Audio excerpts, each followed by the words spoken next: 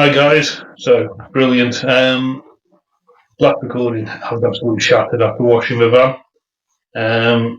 This time, I've recovered. A couple of days later, time to get the layer of wax on there. Now it is the Jenny Cam cold wax, it's the blue one which you mix with water, and you spray it on and just rinse it off. Unfortunately, the van has died, so I'm going to have to wet the van first, and we'll see how it works. Not something I've used before, not been paid for this. This is all my own money I've spent on this, just trying to get the van ready for the 2025 season. So let's get over to it and watch the madness and the exhausting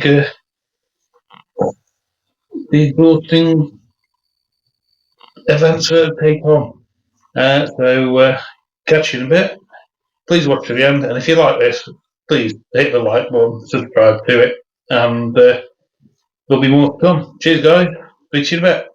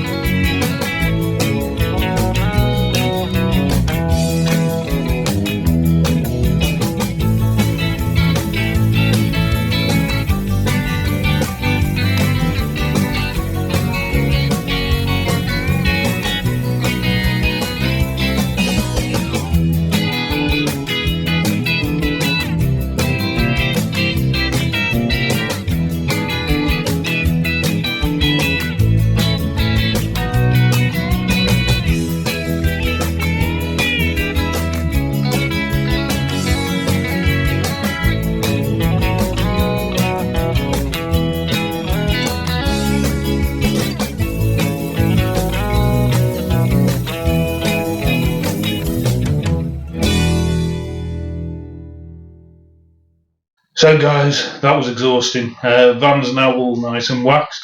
Hopefully it does put that hydrophobic coating onto the van. Water and dirt should just slide off it. Don't know. It's not rained yet. We'll have to see what happens. Hopefully it will be as said. Like I say, it's Jenny Chem stuff. Used the cleaning solution to get it clean to start off with. It was absolutely brilliant. You literally sprayed it on, leave it for a few minutes, and you can see the dirt lifting away, sitting on top of the foam which is on there. Then just give it a bit of a scrub around, rinse it off. And then whilst it's still wet, ideally you're supposed to put the wax on. I did leave it a couple of days, so it may not work as intended, but we'll see. And hopefully it will be okay then. So, guys, this is the new channel, Coffee Beans on Tour. If you do like the channel and you like what you see, please like and subscribe. These are only the videos I was getting ready for the next 2025 season. Next one will probably be getting the van ready on the inside, and then once we've done that, hopefully we'll be able to get some decent videos and some walkarounds of where we go.